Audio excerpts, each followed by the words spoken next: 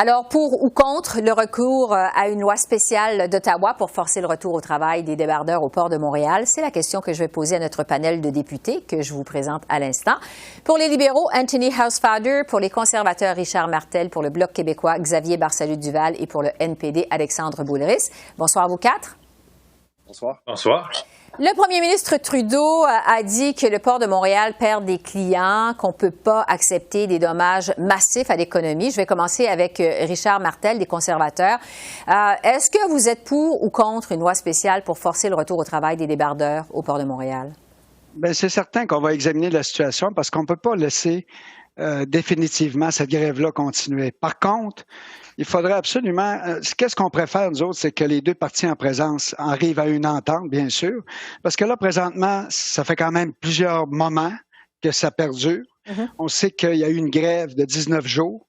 Ça a eu comme effet qu'on a eu des pertes de 600 millions de dollars à notre économie. Alors, bien sûr qu'on aurait aimé que le gouvernement soit plus proactif dans ce dossier-là, puis qu'il ne laisse pas traîner ça comme il le fait. Parce que vous savez que c'est des infrastructures stratégiques, le port de Montréal, les voies ferroviaires, les aéroports. Alors, le gouvernement doit être doublement vigilant, justement, puis prévoir les coûts pour pas que cette situation-là arrive. Alors, on demande beaucoup de leadership de la part de notre gouvernement pour amener des conditions favorables qui feraient en sorte que les deux parties arriveraient à une entente. Xavier Barsalut-Duval du Bloc québécois, un conflit qui perdure. Monsieur Martel nous parle des impacts économiques. Vous êtes au Bloc pour ou contre une loi spéciale? Ben, écoutez, au Bloc québécois, c'est jamais arrivé dans le passé qu'on a appuyé une loi spéciale qui viendrait brimer les droits des travailleurs. C'est clair que nous, de notre côté, on ne souhaite pas une grève non plus. Là. Je pense que ce qui est important, c'est que les deux parties s'assoient ensemble. Mais là, ce qui semble être difficile, c'est justement faire en sorte que ce dialogue-là a lieu. Mais on n'a pas l'impression que le gouvernement a fait preuve de la proactivité qui serait nécessaire non plus dans le dossier. À notre connaissance, ça, il n'est pas arrivé une seule fois que tant le premier ministre que la ministre du Travail ont eu des conversations avec la partie syndicale ou la partie, du moins, peut-être pas non plus de la partie patronale. Alors, il me semble qu'avant d'en arriver à une loi spéciale, il me semble qu'idéalement, c'est d'arriver à une sortie où ce qui est une négociation qui a lieu pour avoir une entente qui a du sens. Sinon, ben, l'employeur va rester assis, il va dire pas de trouble, réglez-nous ça, faites-nous une loi spéciale, j'ai pas besoin de négocier. Et au bout du compte, ben, c'est les travailleurs qui sont perdants. Alors, moi, je pense pas que la bonne solution, c'est de prendre la partie des employeurs. La bonne solution, c'est d'arriver à une solution négociée. Alexandre Boulris, au NPD, vous avez déjà mentionné qu'une loi spéciale, ça viendrait briser en quelque sorte l'équilibre à la table de négociation pendant que l'économie en souffre. Pourquoi il faudrait laisser la chance à la négociation dans ce conflit qui perdure depuis quand même un bon bout de temps? Bien, il faut laisser la chance au rapport de force aux partis en présence. C'est ça que nous, on dit au NPD, parce qu'on défend les droits fondamentaux des travailleurs et des travailleuses. Puis, soyons très clairs, là. La grève générale, elle a commencé ce matin. Alors, hier, les libéraux ont déjà menacé les travailleurs d'une loi spéciale de retour au travail avant que la grève commence. Il y avait une grève partielle sur le temps supplémentaire puis les fins de semaine, mais pas de grève générale illimitée. Et le syndicat a dit autant de fois que possible, si le port arrête de faire ses moyens de pression sur les horaires de travail des employés, eux autres, ils allaient arrêter la grève, ils allaient suspendre la grève. C'est une grève qui était totalement évitable. Mais les premiers qui ont fait des moyens de pression, c'est le parti patronal. Puis là, les libéraux viennent de leur donner le vaste champ parce qu'il n'y a plus de rapport de force à la table de négociation. Les libéraux montrent leur vrai visage. Ils sont du côté des patrons. Anthony Housefather, des libéraux. Donc, vous venez d'entendre M. Boulris, d'entendre vos autres collègues. Qu'est-ce que votre gouvernement compte faire dans les prochains jours?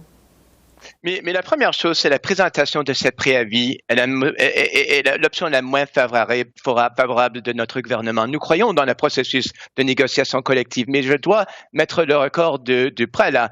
Nous étions aux côtés des partis pour 2 ans et demi.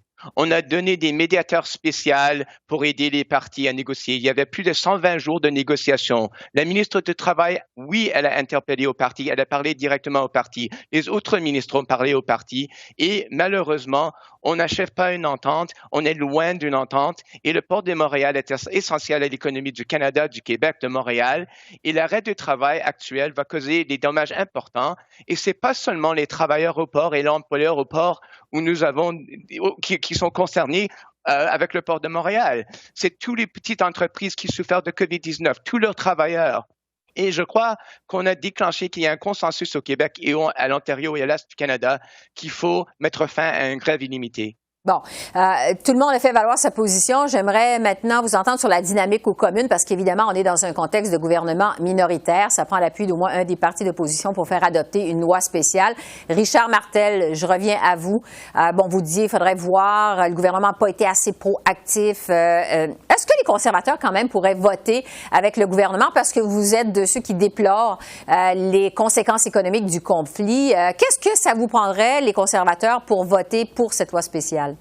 On va examiner le projet de loi, bien sûr, mais comme je vous dis, c'est difficile de laisser perdurer cette grève-là parce que vous savez qu'un jour de grève, c'est 10 à 25 millions de moins du PIB québécois. Alors, bien sûr qu'on ne peut pas laisser continuer ça. Oui, on va organiser ça, mais encore une fois, on aimerait bien que les deux parties soient capables de s'entendre. Puis c'est il y a une question de leadership aussi dans ça. Il y a eu une trêve de 6 mois, donc la trêve de 6 mois a créé énormément d'incertitudes. Tout à l'heure, on veut pas que les importations changent de cap puis on soit obligé d'avoir un transport d'Halifax, qu'on soit obligé d'avoir un transport de Boston. Alors, ça va être très, très difficile pour nos entreprises au Québec. Bon. Xavier Barcelou-Duval du Bloc, j'aimerais vous entendre sur la déclaration de Pablo Rodriguez cet après-midi à la Chambre des communes. M. Rodriguez, des libéraux, a dit que c'était le temps que le Bloc québécois agisse dans l'intérêt des Québécois, je reprends ses mots, et donne son appui au gouvernement dans ce dossier-là. Donc, M. Rodriguez qui vous demande d'agir dans l'intérêt des Québécois, qu'est-ce que vous lui répondez là-dessus?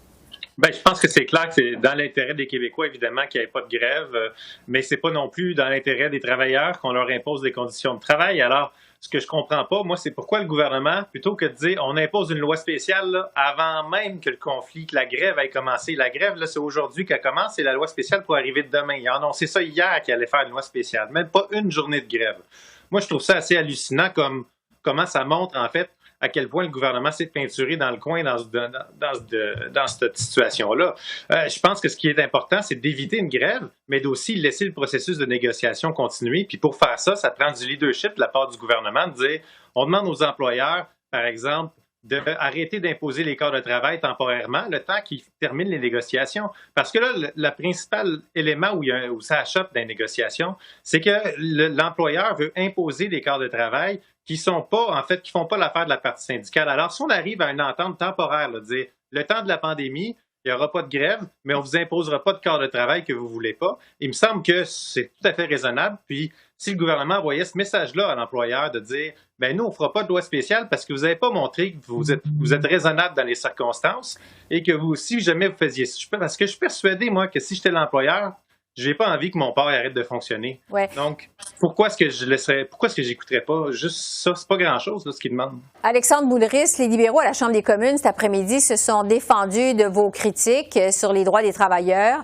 Ils ont rappelé, l'impact économique de la grève, qui est quand même des impacts qui sont graves pour les Québécois. C'est quand même pas un argument qui est valable, selon vous, que ces impacts économiques-là?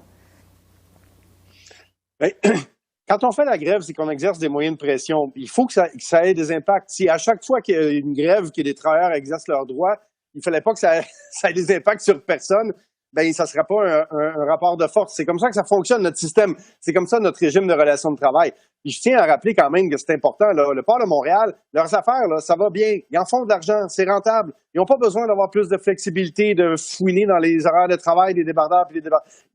C'est un conflit de travail qui est complètement absurde, qui est complètement évitable, mais il ne faut surtout pas que le gouvernement fédéral s'en mêle parce que là, il vient d'enlever tout le rapport de force contre les travailleurs du côté de la partie patronale qui, je le rappelle, font des profits. C'est rentable, le port de Montréal. Il n'y a pas de raison d'avoir un conflit de travail là. Anthony Housefather, vous venez d'entendre les critiques de vos collègues. Quand même, est-ce que votre gouvernement aurait dû agir plus tôt dans ce conflit de travail au port de Montréal? Mais nous avons agi depuis 2 ans et demi. Nous avons nommé des médiateurs spéciaux qui travaillaient avec les partis. Il y avait plus de 120 sessions de négociation entre les partis. La ministre Tassi a téléphoné aux partis, les autres ministres ont téléphoné aux partis. On a eu des discussions et malheureusement, il n'y a pas d'entente jusqu'à maintenant. Et dans une grève illimitée, et le syndicat a donné un préavis il y a 72 heures, nous avons une situation où les gens ne reçoivent pas leurs médicaments. Ils ne reçoivent pas leur PPE. Nous sommes dans une pandémie et je crois que ce sera irresponsable pour le gouvernement du Canada de ne pas agir. Et je crois qu'il y a un consensus dans la société québécoise qu'on ne peut pas tolérer une grève illimitée dans le port de Montréal. Juste une seconde, Alexandre Boulris, parce que vous avez voulu réagir. Allez-y très rapidement, il ne nous reste plus de temps. Tout ce qui est médical, qui va dans les hôpitaux, qui concerne la COVID, même s'il y a une grève au port de Montréal, le syndicat décharge ces boîtes-là et c'est acheminé. Tout ce qui est santé publique ou la sécurité, c'est pas impacté par la grève. Monsieur Housefather, il faut faire très attention là. Alors, c'est certainement un dossier qu'on va suivre cette semaine à la Chambre des communes. Anthony Housefather, Richard Martel, Xavier Barsalou-Duval et Alexandre Boulris. Merci beaucoup. Merci. Au revoir.